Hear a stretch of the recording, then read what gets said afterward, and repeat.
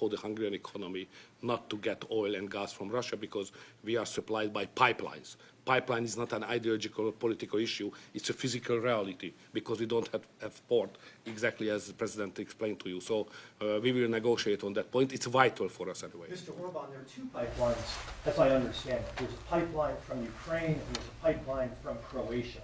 And my understanding is that the pipeline from Croatia can provide all of Hungary's energy needs. As a result, why would you need an exemption if that's the case? Okay.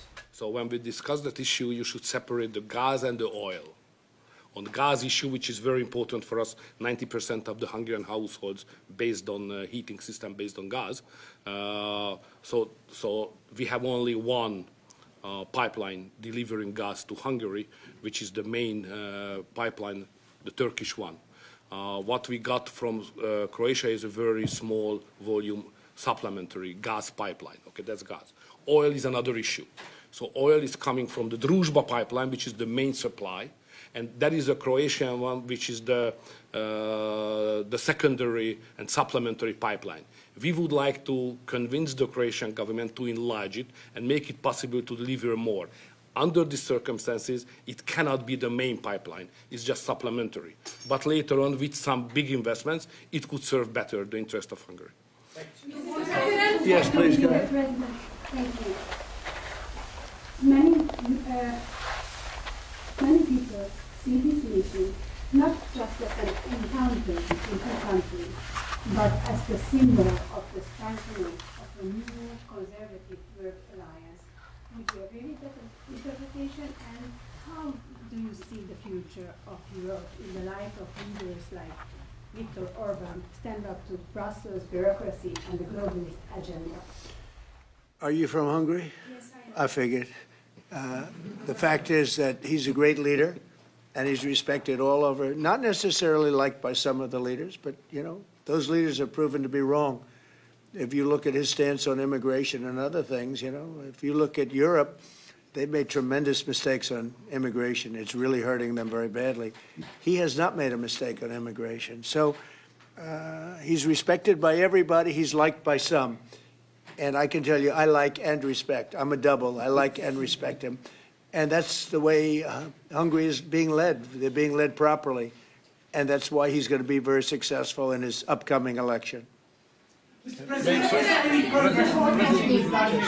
I have a comment on that? You know, language is important because the Anglo-Saxon terminology is different from the European one. So to use categories can create some misunderstanding. So I would like to be clear as much as we can. We are the only government in Europe which considers itself as a modern Christian government. All the other governments in Europe are basically liberal leftist governments. So we try to do something from 2010 which is different from what the others are doing, even at the philosophical level and at the level of practice as well, as just the President described it, like migration. So we are kind of a special island of difference in a liberal ocean in Europe, and we consider ourselves as a modern Christian government. That's the proper category to describe what we are doing. To both of you. We're talking, but we'll report on that later. Meetings with Putin. We were talking about that with Viktor. He understands Putin and knows him very well. And I feel that, I mean, I'm going to let you say what you think, but I think that Viktor feels we're going to get that war ended in the not too distant future. Viktor, do you want to talk about that? Well, I'm strongly convinced. So the question is whether we Westerners are unified or not. The problem is that the President has huge peace efforts, which are just splendid and very positive for the European continent and all the peoples of Europe. But at the same time, we are not unified because Brussels and the Europeans have a different approach to the war. So the only pro-peace government is the United States government and the small Hungary in Europe anyway. All the other governments prefer to continue the war because many of them think that Ukraine can win on the front line, which is a misunderstanding of the situation. So it's a complicated issue. We will discuss it. It requests not just 2 minutes to respond to your question, but rather than our lecture. Sorry, not to continue more than that. To both of you. So you would say that Will there be a Ukraine peace? cannot win that war. You know, miracle can happen. Yeah, that's right. Mr. To President, both of you. Will there be a Yeah, go peace ahead. summit? thank you, Mr. President. What is your message to the EU, because from Hungary, and the EU want to impose their woke policies on Hungary? What is your message? Well, I think they should respect Hungary and respect this leader very, very strongly, because he's been right on immigration. Look what's happened to Europe with the immigration. They have people flooding Europe all over the place, and it's hurting it. It's the crime rates are way up. A lot of bad things are happening. His crime rates are very low. They're the same as they always were, which is very little crime, because he's kept it the way it should be. Europe, I mean, I don't want to go into individual countries. They're all friends of mine, everyone. As you know, in NATO, they voted to go from 2% to 5%, and, you know, that nobody thought that was possible. And we had just about almost, other than Spain, a unanimous vote. No, I think that I think they respect him a lot. They don't agree with him, but actually, inwardly, I think they probably do agree. He was right on immigration. They were wrong. They are flooding Europe with people from all over the world, and Europe is becoming a different place. And I tell the leaders all the time, you better stop or you're not going to have Europe anymore. It's a very dangerous thing they're doing. May I have a reflection on that? So on migration issue, just for clarification, in Hungary, the number of illegal migration is like that, zero, because we have a crystal clear system. If somebody would like to come to Hungary, first he should ask for that. If he gives the permission, they can step in. Nobody can step on the territory of Hungary without having a permission from the Hungarian authorities. This is the regulation, simple while working. What is the consequence of that? We are under sanctions, financial sanctions of European Union, because we don't let the illegal migrations to come to Hungary and to the European Union as well. So we have to pay, just to inform you, we have to pay every day 1 million euro as a punishment to the Brazilian budget, because we stop the migrants. This is the absurd world we are living now in Europe. To both of you. Go ahead, please. Will, Yes, Thank go you ahead. so much. Thank you. I'd like to ask what do you think, what do you believe? After this meeting, can you have maybe, or the European Union will have another opinion about, just because of this penalty, another opinion about Hungary because of the immigration and because of this kind of politics, which is not that strictly as the European Union directs. What do you believe? Yeah, where are you from? I'm from Hungary. Okay. I do have that conversation with them, and I respect and like them. You know, they're all friends of mine. I think pretty much every single leader in Europe is a friend of mine. We get along really well. They've done everything I've asked them to do with NATO, et cetera. The only thing they continue to do is buy oil from Russia. That's not too good. But I told them they should respect this man. They can also learn from Viktor. Viktor has had a very hard stance on, more than anything else, immigration or even illegal immigration. He literally has accepted no one over the years. Think of how much greater these countries would be if they didn't have the tremendous crime that has come in with the immigration. People just flowing into Europe. They've got to stop it. And not only stop it, they have to reverse it. They have to get them out. We've done that here. We have 0 people coming in now. The borders are closed. We take people, but we take them legally. But we've done it very strongly, and we're moving hundreds of thousands, millions of people out.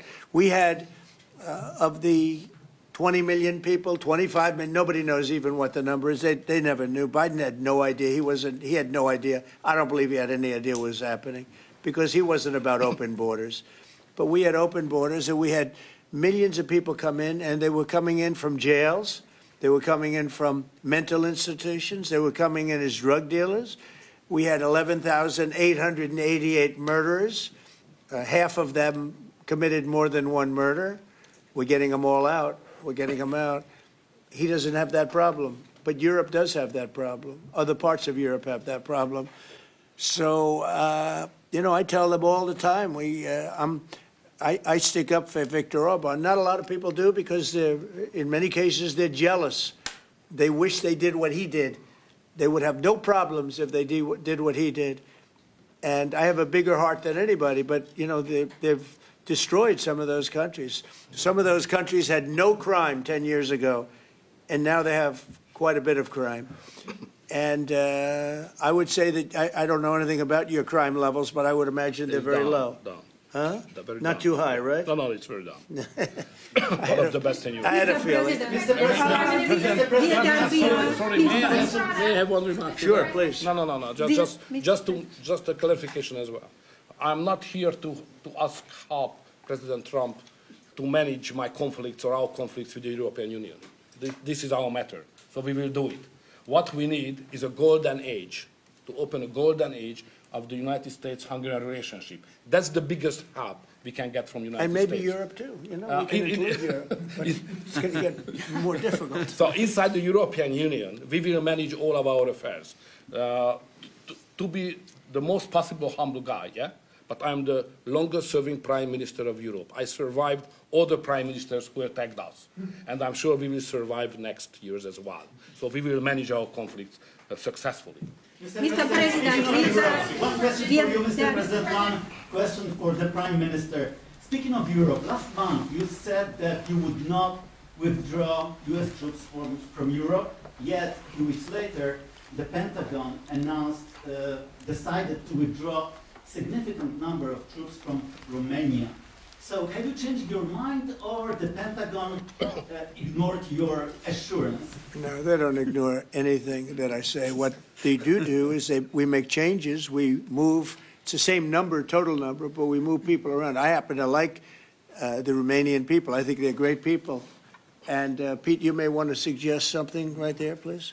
Absolutely. No, nothing was uncoordinated with the White House. It's all part of the view that we have of Europe, and there will remain troops in Romania, but there's some change in how we rotate and how many we rotate. And the relationship with Romania is very good, right? Very good, and we've coordinated all this with Secretary General Ruta, with throughout EUCOM, throughout our allies. Everyone was notified in advance. The relationship with Romania is very good.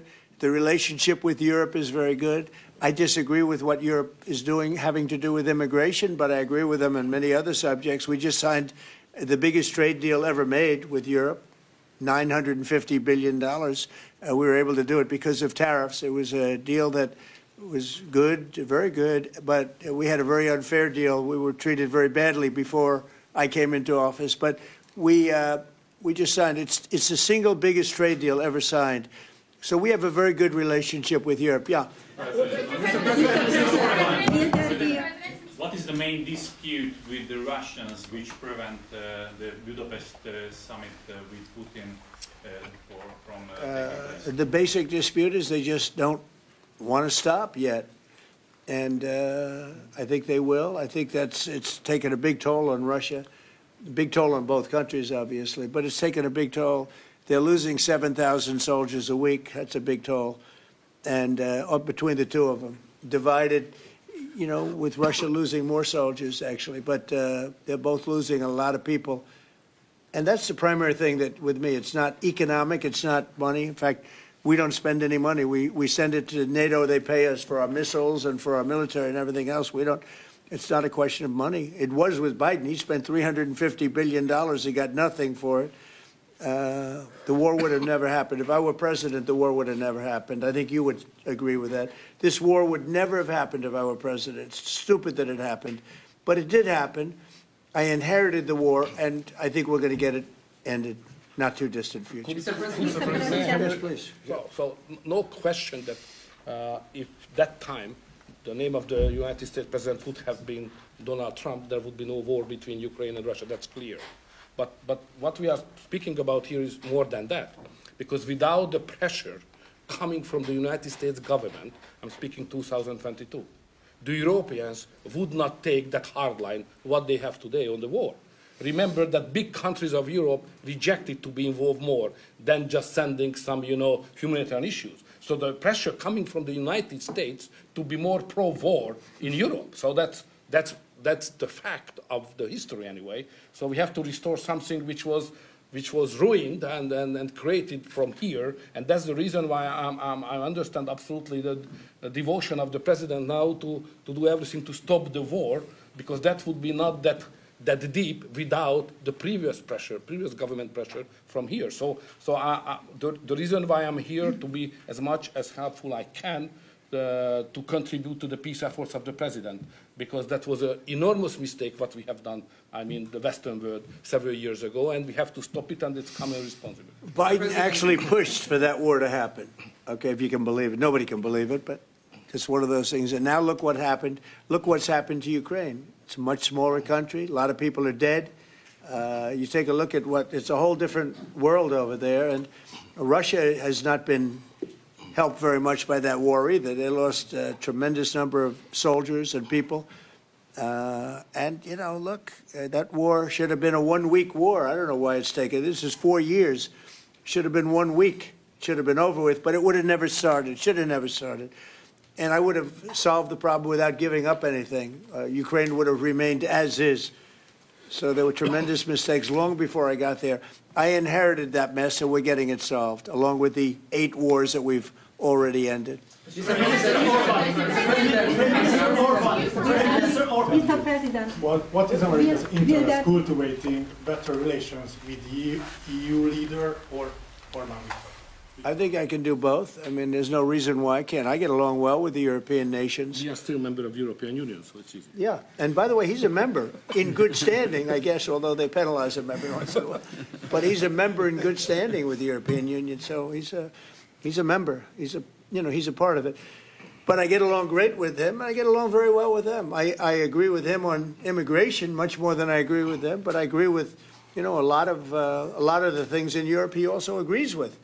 But he had a difference, I would say, primarily on immigration more than anything else. And I happen to think he was right, because their whole fabric has changed. I mean, you go to some of the countries, they're unrecognizable now because of what they've done. And Hungary is very recognizable. Yes, ma'am. Mr. President. yes, Mr. President, will there be a peaceful meeting in Budapest still this year? What do you think? You mean a meeting with President Putin? Yes. You mean in Hungary? Well, I'd like to keep it in Hungary, in Budapest. That meeting, it turned out I didn't want to do that meeting because I didn't think anything was going to be happening of significance. But if we have it, I'd like to do it in Budapest. Yeah, it'd be good. Mr. President, you said many times to support Viktor Orban. Why is it important to win the next election, for example, for the United States, Hungary, and also Europe? Why is it important? Well, I don't know his opponent. I don't know if he has an opponent yet. At some point he will, I guess. We always have opponents, always. right? Not much of an opponent. But I'll be supportive of him. He's done a fantastic job. We've had a great relationship. The United States, look, we had a country that had no leader. It had an auto pen, illegal auto pen, totally illegal. And that's coming out stronger and stronger. But we had no leader in the United States. I mean, Hungary, as an example, had no relationship with the United States, even though we do, billions of dollars in trade with Hungary. Yeah. Hungary's a big country economically. We do, billions of dollars in trade with Hungary. Why would they give that up? And they gave up so much else. Look, they gave up everything. This country was poorly run. I think if I didn't win the election, we might not have a country, if you want to know the truth, not a recognizable country.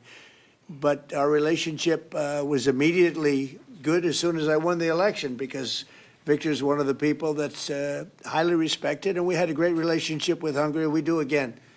That was an easy one. Yeah. Do you and Prime Minister Orban agree on ways to put pressure on President Putin to come to the negotiating table to end the war in Ukraine? I think we agree that the war is going to end.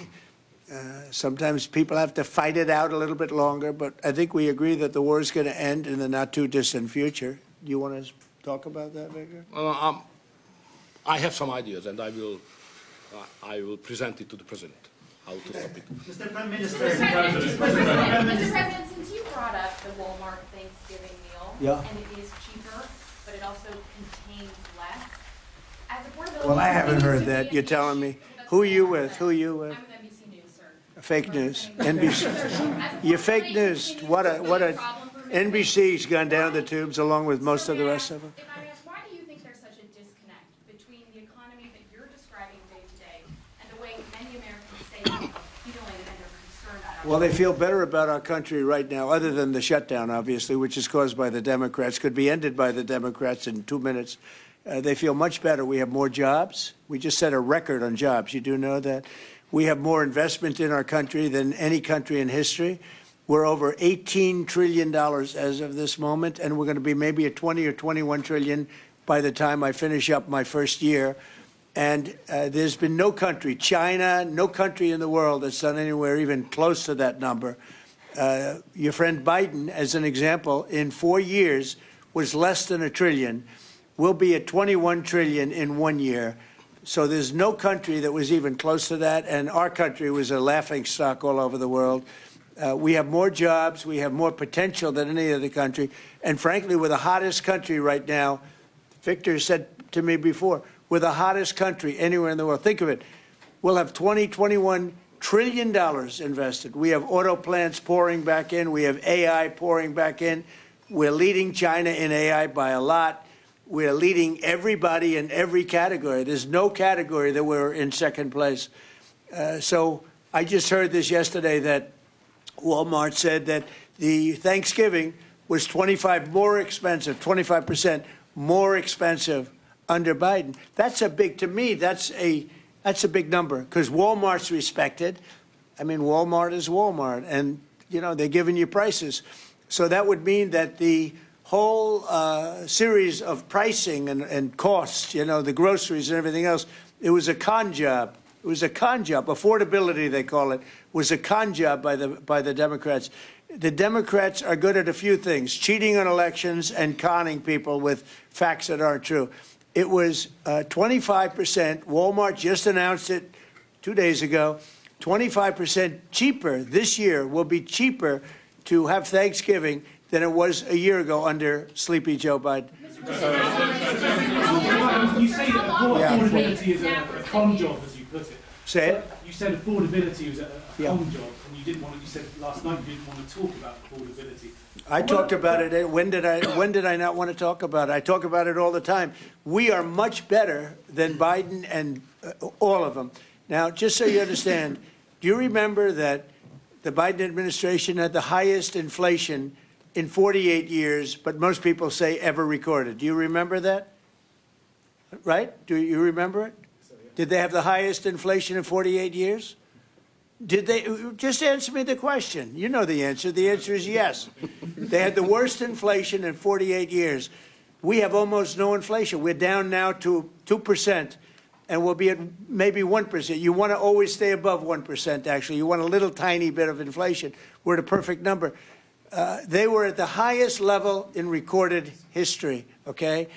And when you talk about affordability, that one fact. Now, let's talk about the second biggest subject after inflation, energy. We're going to be at $2 gasoline. We're going to be approximately $2 very soon. We're a little bit above $2 right now for gasoline. Now, under Biden, it was $4.50. It even hit $5, but it was $4, $3.50. We're going to be at $2 a gallon. So gasoline's much less. Energy costs are less. When you have energy and when you have gasoline less, everything else follows. It's such a big category. So when you have lower energy prices, which I think you admit we do substantially, that means everything else. So we are the victors on affordability. But if I watched that election, which I was not much involved in, I didn't support Virginia, the candidate, didn't do a lot of support for the other candidates.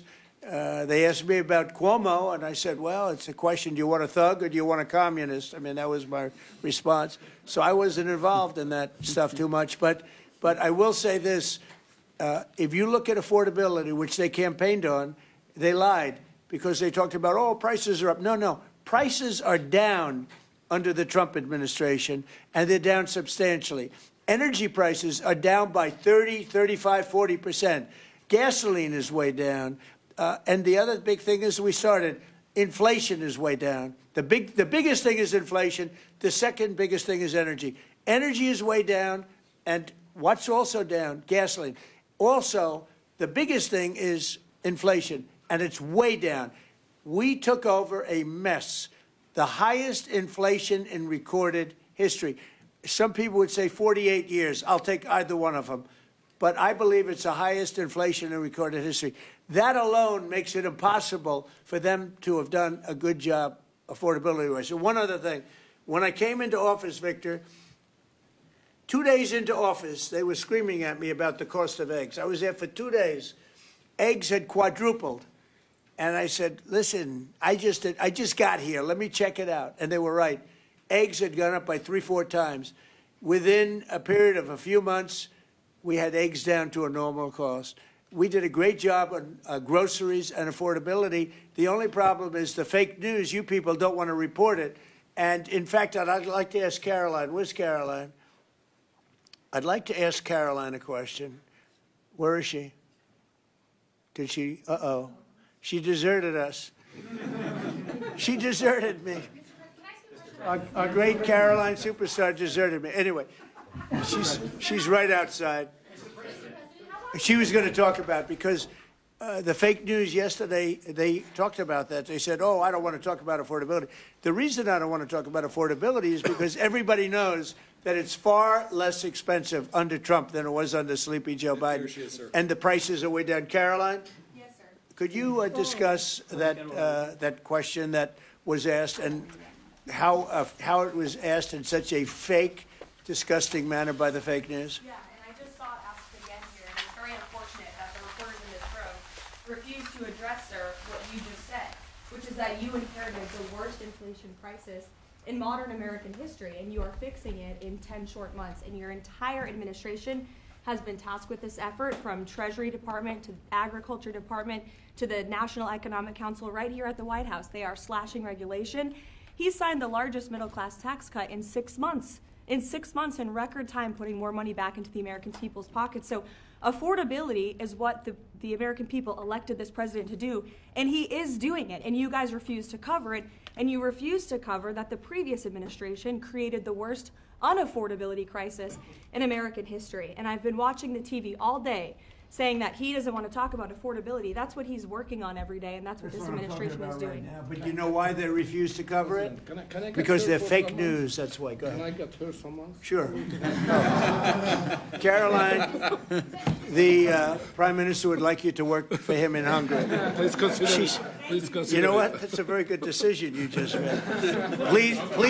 Please don't leave us, Caroline. Yeah, please. You spoke to Republican senators. They do not seem interested right now in getting rid of the filibuster. That's too bad. They're making a big mistake. That's right. No, but they're coming my way. You're right. Wait a minute. The way to do it for the Republicans is to terminate the filibuster. They call it the nuclear option. This is the second form of nuclear. Very good, very good. This is a good form. This is not a bad form. I would have been in favor of that a long time ago. But you know the Democrats are going to do that. And most of you will admit the Democrats are going to do that. So why aren't we doing it? And I think only a foolish person would be against that, especially when you realize that these are crazed people. These people are absolutely crazed, Trump derangement syndrome, whatever it may be. And I am totally in favor of terminating the filibuster. And we would be back to work within 10 minutes after that vote took place. And lots of other good things would happen. And it doesn't make any sense that a Republican would not want to do that. If they're not going to do that, then it seems like you'd have to make a deal with Democrats to end the shutdown. Here's some of the things that we'd pass if we terminated the filibuster. Voter ID, no mail-in voting, no cash bail, no men and women's sports, no welfare for illegals. You could go on and on. This is 2 pages of things we'd do if you did that. Without it, I don't know that you passed anything, because you can't deal with them. They're really irrational. They really are. But I was happy to see that a tremendous liability to this country, a woman that made herself rich in this country, Nancy Pelosi, has quit, and she'll be out of here pretty soon. And that, I consider that to be a great asset for America, getting her out. Yeah, please go. Are you really going to deal with Democrats? You're not interested in I don't know. We'll see what they have. I mean, we'll see. But they're very destructive for the country. NBC, fake news. I'm not taking you. Go ahead. Are you worried about it backfiring in the future on Republicans? Should they get rid of the filibuster and then down the road Democrats? Well, you know, normally I would say, well, a little bit. But the reason that I'm not is because if they ever took over power, they'll do it. Look, Joe Manchin and Sinema are 2 people that are no longer in politics because of this issue. they were opposed to what the Democrats wanted to do. They wanted to terminate the filibuster. They were opposed to it. They're no longer in politics. They're gone. The Democrats will do this. So if the Democrats are going to do it, I'm saying Republicans should do it before they get a chance. It's very simple. And if we do it, we will never lose the midterms, and we will never lose the general election, because we will have produced so many different things for our people, for the country, that it would be impossible to lose an election. Are you worried about an AI bubble? No, I love AI. I think it's going to be very helpful. So many things are happening with it, and in addition to which, we're leading China, we're leading the world in AI. We're building massive electric plants that the companies themselves are building for their plant. I've given them the right, because we need so much electricity for that. Just the word is electricity, believe it or not. Double the electricity that we currently have in the country for just the AI plants. And I've allowed those companies to rebuild and build electric plants along with their facility. We're getting approvals done in less than a month, sometimes in 2 weeks, for massive, beautiful, massive buildings. And no, I'm totally in favor of it. I think it's really going to be the wave of the future, and we're leading the world. We're leading everybody by a lot. How long do you think the shutdown will last? Mr. Orban, President, how long do you think the shutdown will last? I don't know. It's up to the Democrats. We voted, the Republicans have voted 14 times to open up the country, and the Democrats have voted 14 times to hurt the country, really. They should approve it, but they might not. That's why I like the fact that we terminate the filibuster. If we terminate the filibuster, the country will be open within 10 minutes after that termination, because we'll take a second vote, which is the opening of the country, and the Republicans will vote to open the country. That's one of the reasons, not the major reason, by the way. I think it's less important than the other things that we get. But if we terminate the filibuster, the second vote that we will take will be to open up the country. It'll take 10 minutes, and the country will be open. Is there any room for bipartisanship? Because it seems like that's the main purpose of the filibuster, is to create some sort of compromise. So Well, it didn't work, obviously. So how You're do you right. That encourage was the purpose of the filibuster, bipartisanship, but that didn't work. So are you saying the next 3 years in Washington there shouldn't be? Well, no. If the filibuster is terminated, we will have the most productive 3 years in the history of our country. If the filibuster is not terminated, then we will be in a slog with the Democrats, and very little for either party will be done. So it's a good thing. Thank you very much, everybody. Thank you very much. Thanks, guys. Let's go. Thank you. Thanks. Thank you, Brad. Let's go. Head out. Thank you, guys. Thank you. Thank you, Brad. Guys, head out. Let's go. Let's go.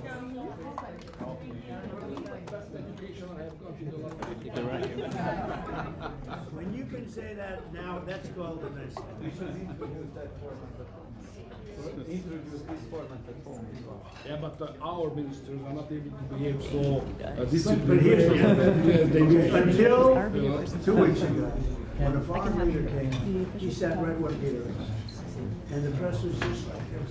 Keep moving, guys. All right, keep it going. Okay? Thank you. The boss in this thing. And he is definitely the boss. Is there anybody that would like to claim boss? He's pushing through the doorway.